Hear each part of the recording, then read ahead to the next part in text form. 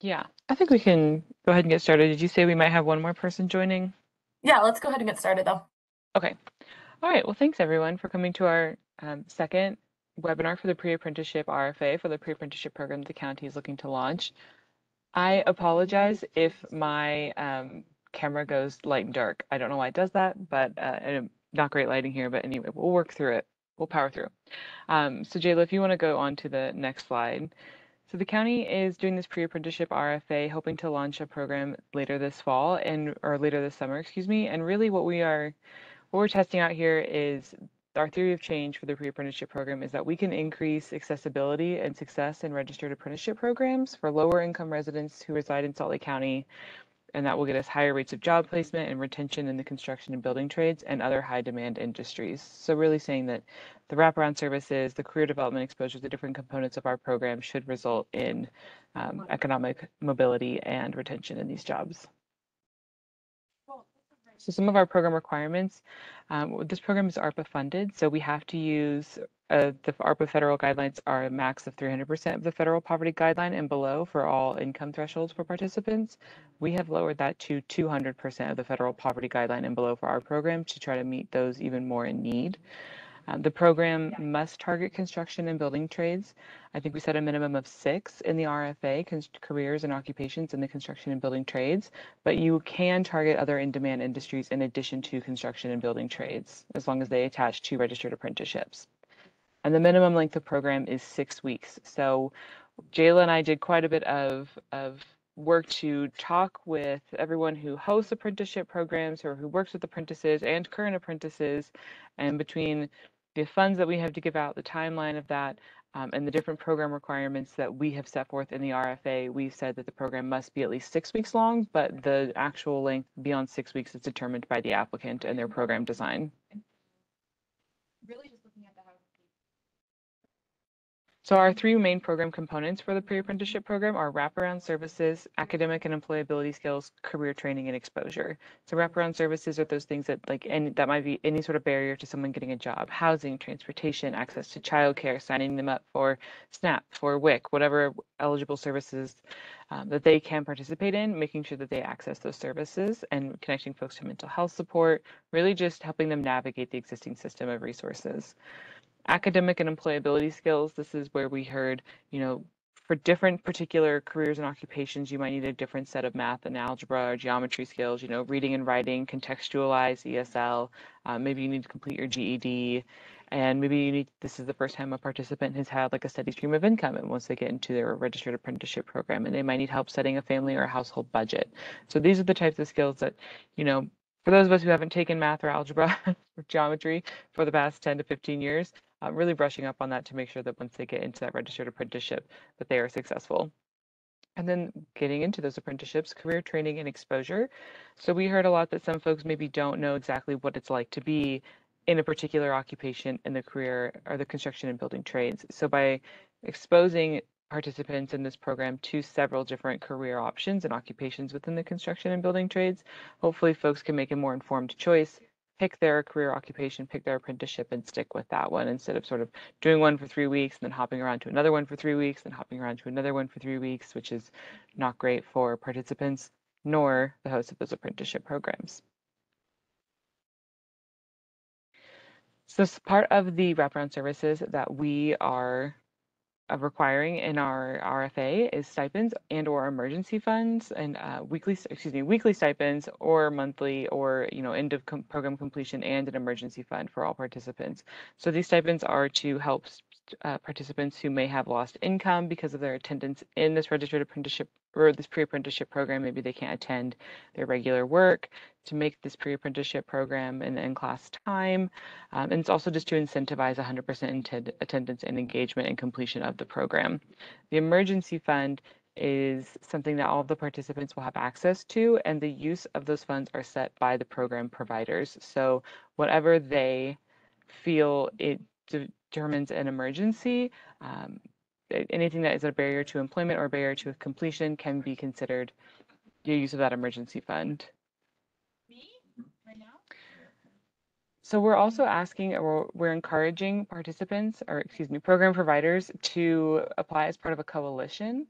So we know that providing wraparound services, academic and employability skills, and career training and exposure is a lot for one organization to do, and one organization might not already be doing that. And given our tight timeline of trying to start this program this fall or this summer, it might be best to utilize existing services, utilize existing partnerships and existing expertise to be able to partner up to provide all these services. So we could have one organization providing the wraparound services, another organization providing the academic and employability skills, and another providing the career training and exposure. But we would only need one application per coalition, and that main applicant would be our grantee, and the other coalition members would be sub-grantees. We're also requiring an advisory council. So this council will be made up of employer sponsors and industry partners, and we'll meet frequently to just discuss the program design, the program outcomes, and make it so that the program can really be agile to meet industry need to make sure that our participants can be as successful as possible. So our programmatic goals here are just, participants get placed in those registered apprenticeship programs, and that increases their economic mobility and stability, and to meet the high demand for construction and building trades and other high demand industries. I know we've gotten a question about sort of what does the county consider high demand industries? We are not listing out what we consider to be high demand industries, but if any applicant wants to target careers or occupations in addition to construction and building trades, they will have to send in the data for us to show that that industry is high demand. And then from our evaluation goals, given that this is one-time funding, federal ARPA dollars that must be spent by the end of 2026, we really want to conduct a rigorous evaluation so that we can get reinvestment and program sustainability. So we see this as, this will be a new program, we'll be learning a lot, we'll be collecting a lot of data, and hopefully we can turn that into a sustainable program moving forward past 2026.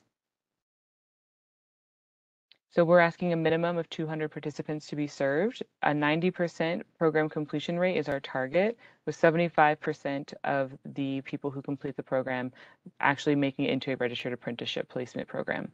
And then we're looking for an 80% target 6-month retention rate. So once folks have joined their registered apprenticeship, are at least 80% of them 6 months later still in that registered apprenticeship. So here's our timeline. March 20th, our letter of intent was due. That was optional. If you, after this webinar, feel very strongly and want to submit a letter of intent, please reach out to me and let me know, and we can discuss that letter of intent, timeline, and any feedback that you may need. Applications close April 14th, and our programs launch sometime in July of 2023. And then given the timeline of the program, we said, we'll start in July, but programs can go for 24 to 36 months for the life of the program. They'll end somewhere between July 2025 and July 2026, which still gives us then 6 months after that to do some data collection and evaluation. All right, so if you have not read the request for applications, I strongly encourage you to do so. Please don't just read the application, but read the RFA as well. I know it's a lot of documents and paperwork. I think everyone here has, but I have to say it. And then download and complete the application, and then our budget and staffing template as well. I believe we sent out an updated version of that, and so if you did not get an email from us, please put your name in the chat. We'll make sure that you do. And then you can submit all materials through Smartsheets, and here's the link below. All right. We'd love to take any questions that you have now.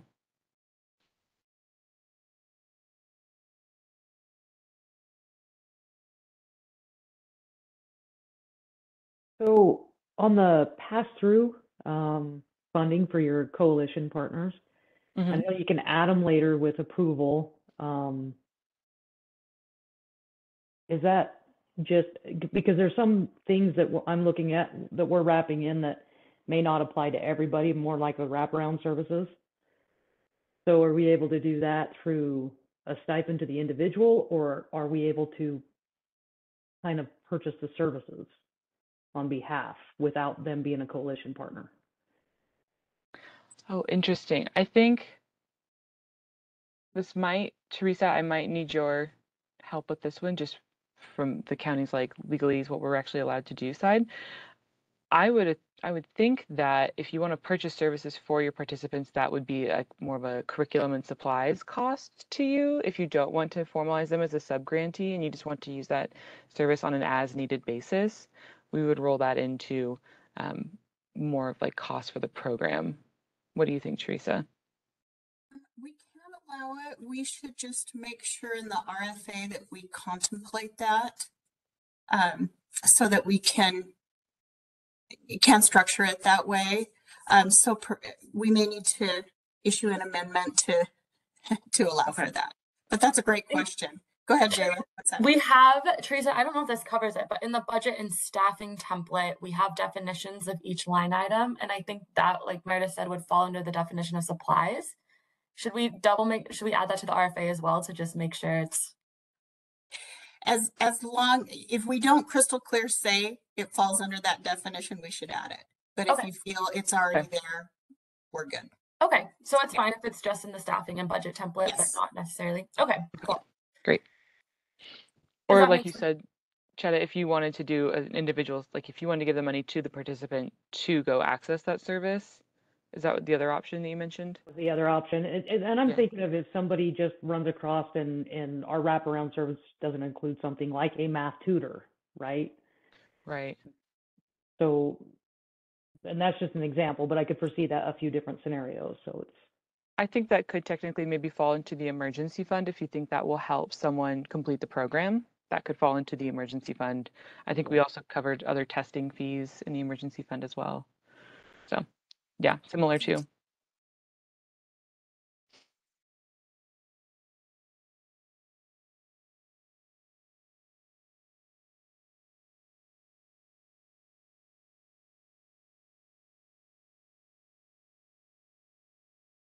Is there a specific pay schedule associated with this grant? No, we don't have one set. Currently, with a lot of our other workforce program that's in process right now, we make quarterly payments. With some people, we pay in advance. Some folks, we have them invoice us and we pay retroactively. It really just depends on the partner and their financial situation and what works best.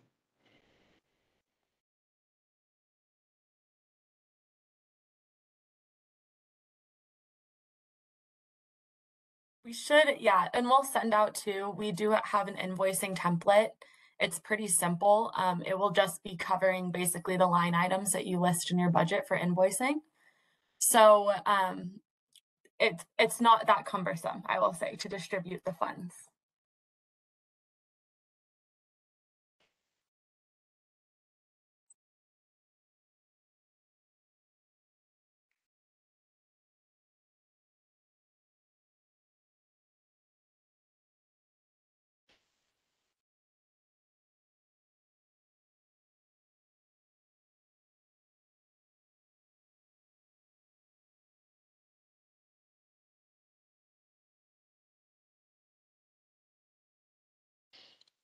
Amy, Martin, is there any questions that either of you have do you have anything in the chat or, okay. We're happy to stick around as long as you all like. Just wanted to check too, did everyone receive that updated budget and staffing template? It is now also posted on the website. There's just a typo. These things happen. We strive for perfection. Okay, thanks, Amy. Thank you, Amy.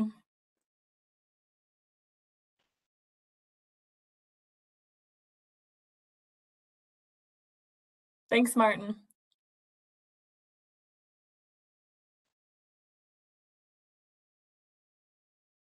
And then Chetta too, just to let you know, you can ask questions until April 12th. That's our cutoff date, which is just 2 days before the applications are due.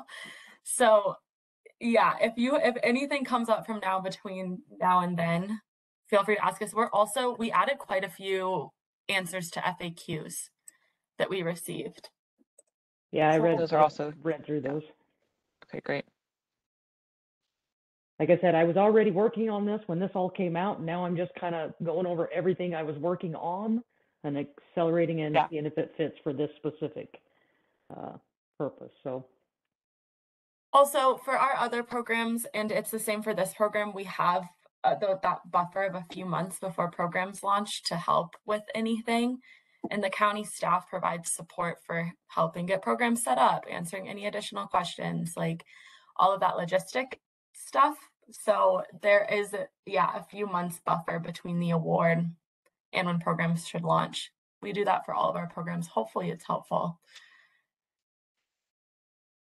Oh yeah, I'm already looking forward to that part if we were able to make something happen here.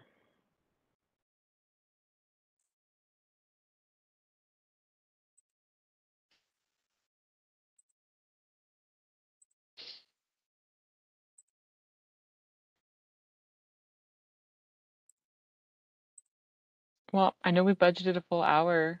Jayla, do you want to give it maybe like 5 more minutes just in case anybody, I don't know, joined late? If we had anybody else register who didn't make it, maybe they're just with the snow and whatnot, I don't know, traveling to a desk, like those of us who didn't get the memo to work from home until it was too late. Yeah, let's give it a few Okay. minutes. Sounds good.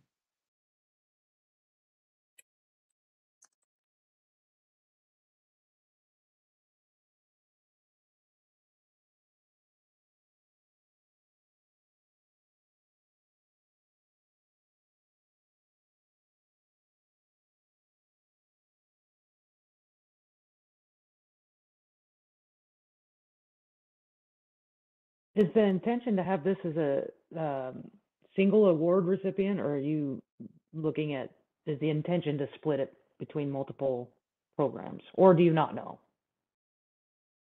It depends on the applications. We think with the amount of money that we would assume that one award would make the most sense. But if we have 2 awards that come in and we're able to fund 2, I think that's a conversation to have with the selection committee.